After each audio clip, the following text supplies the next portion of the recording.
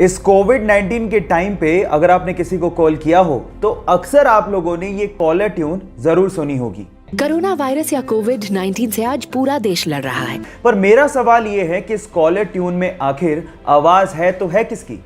Don't worry, मैं आपको बताता हूँ। ये है दिल्ली की 40 वर्षीय जसलीन भल्ला, जो पेशे से वॉइस ओवर आर्टिस्ट हैं, जिन्होंने किसी कंपनी के लिए इस ऑडियो को रिकॉर्ड किया था।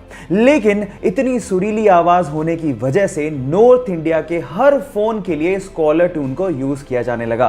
क्या इसके पहले तक इफेक्ट आप जानते थे? और अगर नहीं जानते थे तो चैट सेक्शन में लिखना मत भूलिएगा। गाइस, आप लोगों ने लेजर लाइट तो देखी होगी। अब हमको यह पता है कि लाइट एकदम सीधी लाइन में ट्रेवल करती है, बेंड नहीं होती। लेकिन लेजर लाइट को आप पानी के साथ बेंड कर सकते हो और यह काम आप घर पे भी कर सकते हो।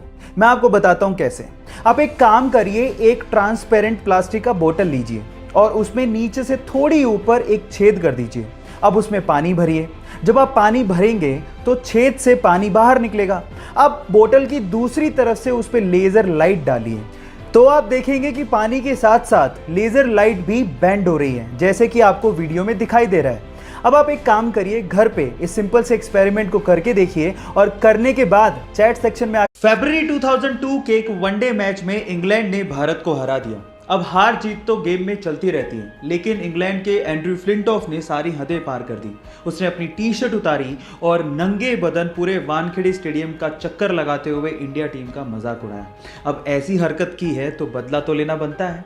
बदले का मौका आया 4 महीने बाद ही, जब लॉर्ड्स के मैदान पे इंडिया और इंग्लैंड का फाइनल मैच चल रहा था और उसे इंडिया ने ना सिर्फ जीता, ट्रॉफी अपने नाम की, और उसी वक्त सौरव गांगुली ने इसका बदला भी लिया। उसने भी टी शर्ट उतारी और ईंट का जवाब। लेन रिचर्ड नामक एक ऑस्ट्रेलियन बंदे को रोड पे एक जोई यानी कि एक बेबी कंगारू अपने मां के शव के पास मिला।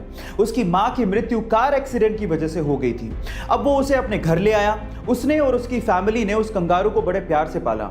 उनकी प्रॉपर्टी में बने एक बड़े से फार्म में वो कंगारू खेलता रहता था।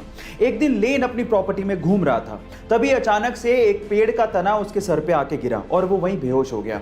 तब वहां पर वो कंगारू भागता हुआ आया और तब तक चिल्लाता रहा जब तक उसकी फैमिली ने लेन को ढूंढ नहीं लिया। गाइस, ये बेजुबान जानवर वफादारी का कर्ज निभाना बहुत अच्छे से जानते हैं। आपका इस घटना के बारे में क्या ख्याल है? चैट सेक्शन में जरूर